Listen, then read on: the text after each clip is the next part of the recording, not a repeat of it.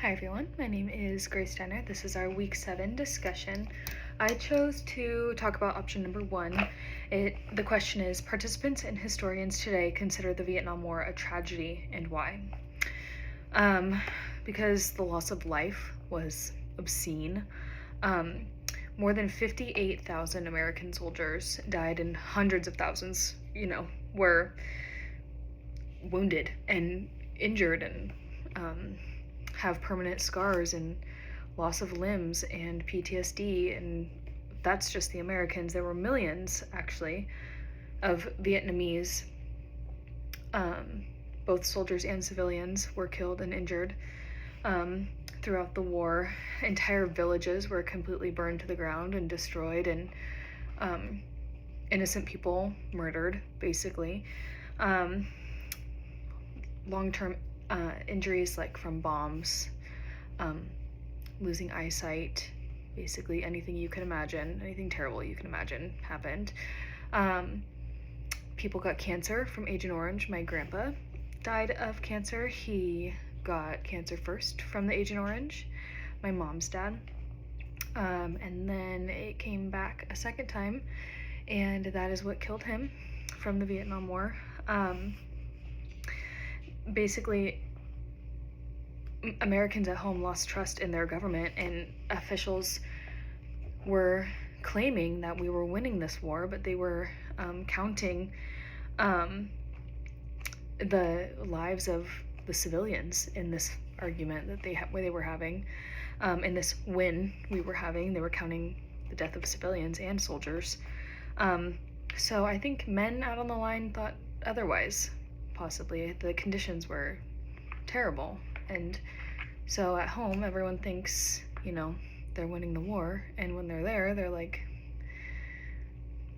the times are different, right? So there's no phones, no social media, nothing like that, so they can't call home and say what's actually happening, right?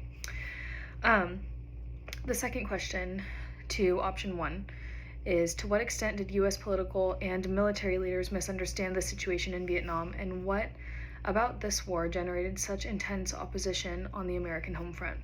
So they misunderstood the situation in Vietnam, and that played a major role in why the war was so long, violent, costly, and not supported, really, by a lot of people at home.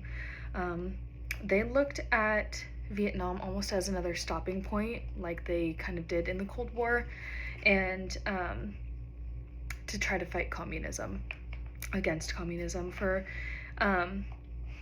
the Vietnamese, the war was really a struggle for independence. I believe it was first from France, and then from other outside sources.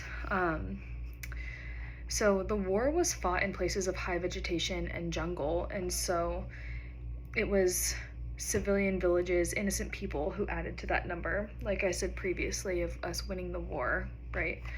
So it was very misleading, and that caused the Americans to not really trust what the government was telling them anymore.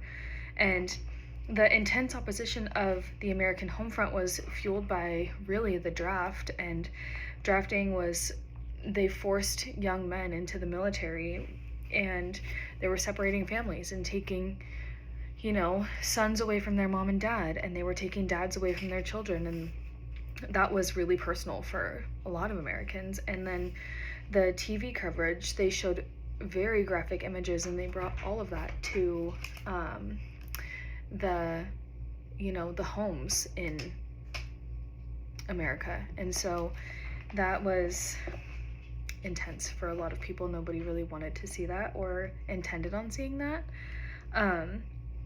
And it was also a huge financial burden on America, and I think a lot of people thought that money could have been better spent on schools or roadways or communities, or places that had a hurricane or a fire or anything like that. And so I think that's why those are all of my reasons for option number 1.